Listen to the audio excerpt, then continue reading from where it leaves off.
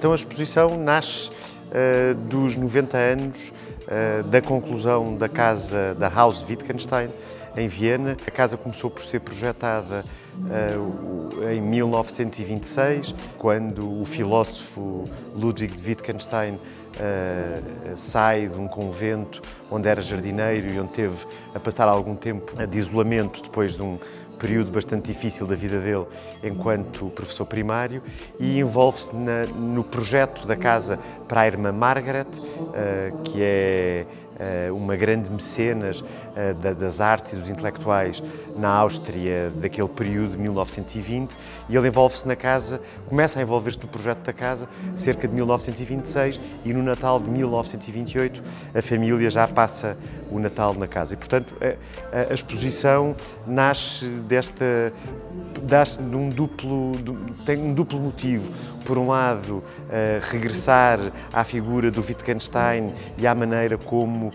a filosofia da linguagem dele foi motivo de inspiração para tantos artistas, portugueses e estrangeiros, mas também para retornar à casa que faz este ano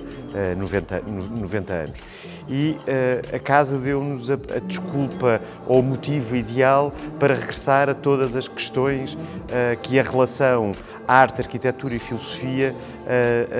convocam a partir desta figura pivô que é o filósofo Wittgenstein. A casa é uma casa muito singular a muitos aspectos. E é muito singular não só porque foi capaz de inspirar uma série de artistas. Em Portugal há pelo menos 2 artistas que já tinham lidado diretamente com o objeto arquitetónico Casa Wittgenstein, o Julião Sarmento e o Paulo Mendes, e agora com esta exposição juntaram-se mais alguns que fizeram obras propositadamente para esta exposição, mas a casa é toda ela muito motivo de muita discussão e de muita polémica. Para uns é uma casa que se limita a replicar aquilo que era a arquitetura corrente de um dos arquitetos mais famosos da Áustria da altura, que é o Adolf Loos. Para outros é um objeto totalmente singular, e é singular não só devido à maneira como Wittgenstein com a irmã, e num diálogo muito intenso com a irmã, pensam e concebem a casa, mas devido à maneira como o Wittgenstein entendeu que era o trabalho dele como arquiteto, e a maneira como ele pensou a casa, não só na sua dimensão exterior, não só na sua dimensão, não só na pele do edifício, mas também como ele foi de uma preocupação extrema e rigorosa com tudo o que era a pormenorização e o detalhe de todos os interiores. A dimensão das janelas, os puxadores das portas, os radiadores, as lâmpadas que estão no teto, etc. Isso era de tal modo importante o rigor do desenho desses elementos,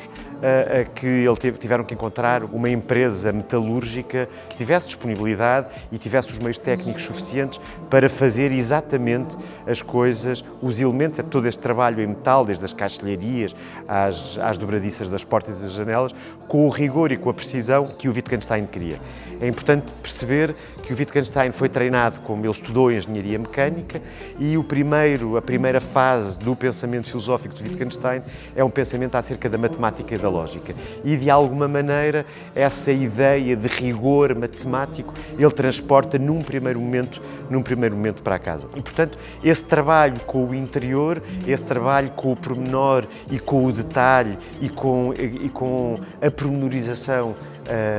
do projeto arquitetónico, a casa acaba por ganhar uma singularidade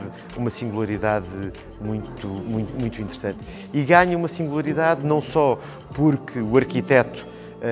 conseguiu concretizar o desenho que tinha imaginado, mas também ganha uma singularidade porque a casa acaba por protagonizar uma espécie de permanente conflito ou de uma permanente conversa, porque conflito é uma carga muito negativa, entre aquilo que é uma ideia de arquitetura, aquilo que é uma ideia de espaço e aquilo que é a realidade. E, portanto, esta necessidade de permanentemente ter que negociar com a realidade. E o que é a realidade neste caso? É os materiais com que se constrói, é os trabalhadores que constroem, é o sítio onde se constrói. Deu àquela casa um conjunto de histórias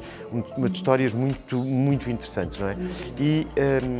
E ainda mais interessante porque esta necessidade de negociação com a realidade, que é uma maneira de dizer de pacificação e de aceitação da realidade, é uma constante tanto do trabalho criativo em arquitetura como do trabalho de qualquer artista. E isto foi um elemento que foi interessante pensar em conjunto com os artistas e com os arquitetos que tiveram a desenvolver coisas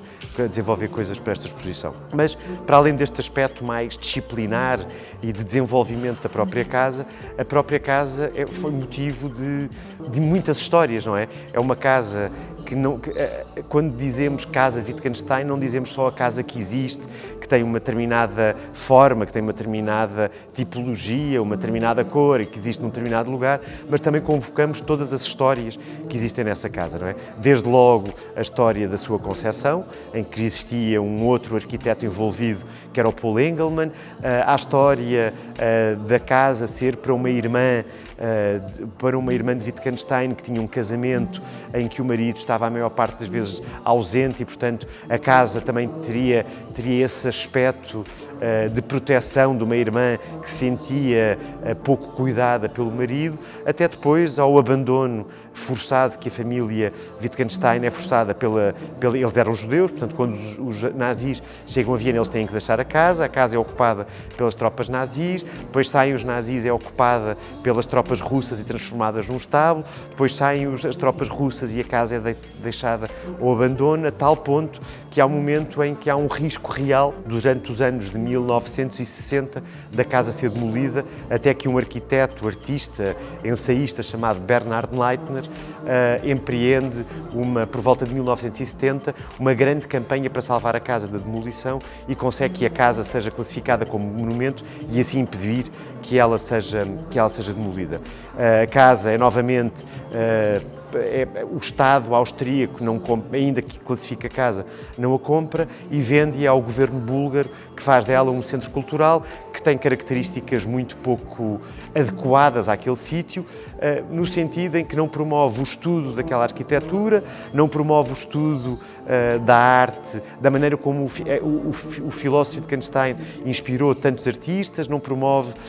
a leitura ou a singularidade desta casa moderna no contexto da história da arte moderna e, portanto, todo esse universo, desde as dinâmicas criativas da casa às histórias que existem naquela casa, foi a matéria de trabalho desta exposição e serviu, de alguma maneira, se não foi de matriz, não foi de metodologia, foi pelo menos de inspiração ou de modelo para os artistas que tiveram a fazer peças novas para esta exposição. A exposição é muito particular no sentido em que ela permite 3 tipos de viagem ou 3 tipos de leitura, não é? Por um lado, a relação arte e arquitetura, que caracteriza tanta ou muita da arte contemporânea, e eu acho que isso é um motivo interessante, como é que a partir de uma existência arquitetónica específica de há 90 anos, nos podemos relacionar com alguma produção artística e arquitetónica contemporânea e a casa é motivo de obras como a da Ângela Ferreira, do Ricardo Carvalho, da Leonor Antunes, do Nuno Cera, que se relacionam diretamente com esta ideia de casa e de arquitetura, mas por outro lado a exposição também permite rever ou reencontrar ou repensar a relação imagem-linguagem a partir não só da maneira como um conjunto de artistas, que nós chamamos de artistas conceptuais, leram e se deixaram tomar por uma ideia, por uma espécie de efeito ou do espírito do Wittgenstein e a partir desse contágio produziram muitas obras, tiveram muita produção artística. Não é? E portanto a exposição também tem essa outra leitura que é olhar para a linguagem e entender a linguagem não só do ponto de vista do significado que as palavras possuem, mas também descobrir a linguagem na sua dimensão plástica, na sua dimensão espacial e na sua dimensão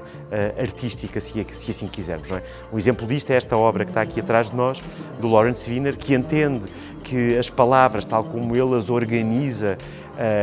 gráfica e espacialmente numa parede, devem ser entendidas como escultura. Não é? E finalmente há esta ideia que percorre toda a exposição, que é o modo como a filosofia pode ser um tema de trabalho para alguns artistas.